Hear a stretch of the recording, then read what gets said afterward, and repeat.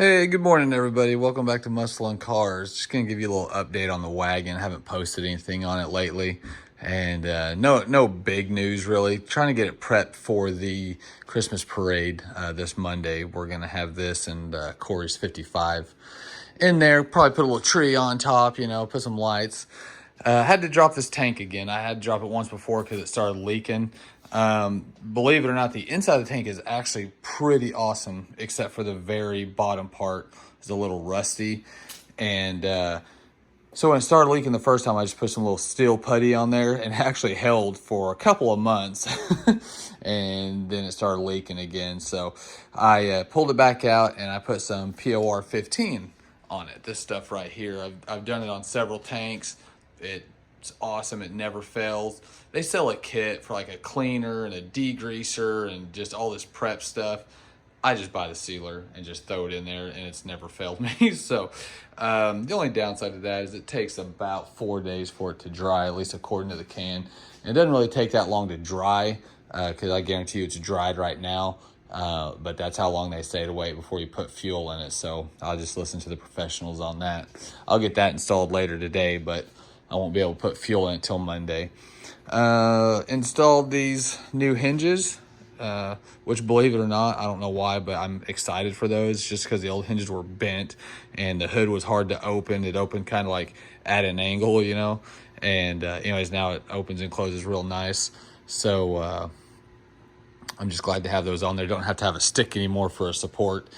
A couple nights ago, Corey and I installed the fan. I actually installed it, and Corey came in and did the wiring for the little I don't know what it's called, but basically it's going to gauge when the temp gets up to say 180, 190, wherever I decide to set it. There's a dial on there where you can set it. It'll kick the fans on. It was overheating if you were driving slow in traffic or stopped at a stoplight. As long as you were moving, it was great, but there was no shroud and it just had the factory fan on there. So of course took that off and then put the new electric fans on there. So anyways, got that done, and then I'm about to start working on the pitman arm. This whole front end is new. It came with everything in the kit except for a pitman arm. Not sure why, but so it kind of walks on the highway a little bit, and there's play in the steering wheel. So gonna get that fixed, and there's a few other things we gotta get fixed on it. The rear end is leaking, and a small transmission leak. It's just from an O-ring where the little shifter linkage goes into the casing on the transmission. So just got to take time to fix that. But anyway, just a quick update and see if I can get this pitman arm off. Really not looking forward to it, but got to do what you got to do. Safety first. All right, got the nuts off, getting ready to pull this thing out. And what's crazy is my new one, wherever it's at, oh, right here, the new one, did not come with a nipple to grease it. And what's crazy is a lot of these didn't on the new kit. Some of them were there, but some of them weren't. And so I had to go and buy, like, I think this didn't have it. I had to add that one.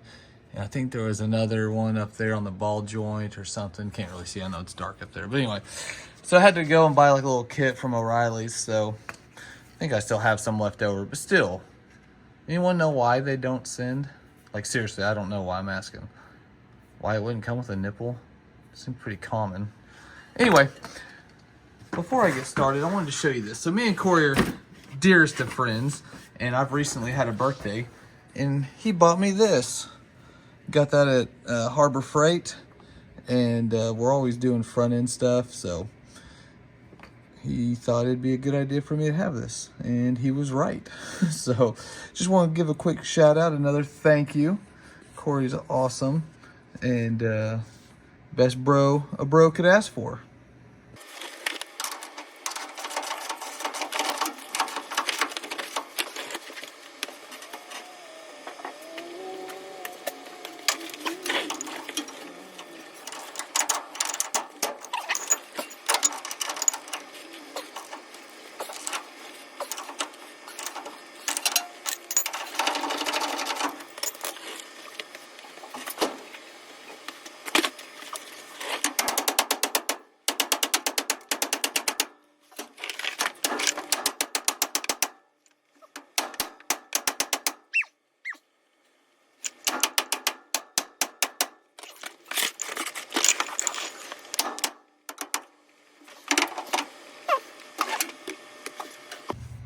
So I'm gonna let that soak in some PB Blaster. All I have is a little 2-pound sledge on me, and if I need a bigger one, I'll go get one at the shop. But anyways, while I'm letting that soak, I know I already talked about getting the new exhaust done. Nate Cheney at Blue Collar Performance put this in and did an awesome job. I don't think I ever actually showed you guys, but we did duals all the way down, put some thrush welded in there, and then of course comes up over the rear and out the back, and he put some pretty sweet chrome tips on there for me. So the exhaust just looks amazing. So did a bang up job. Very happy with how it looks and how it sounds. And just thought I'd show you guys that while we're letting the PB Blaster do its thing. All right, so this job is requiring a BFH. Little 2-pound thing, wouldn't do anything, so it's been soaking for a little bit. Hopefully, we can get somewhere with this bad boy. It doesn't help that I'm laying flat on the ground. That's where a lift would come in handy.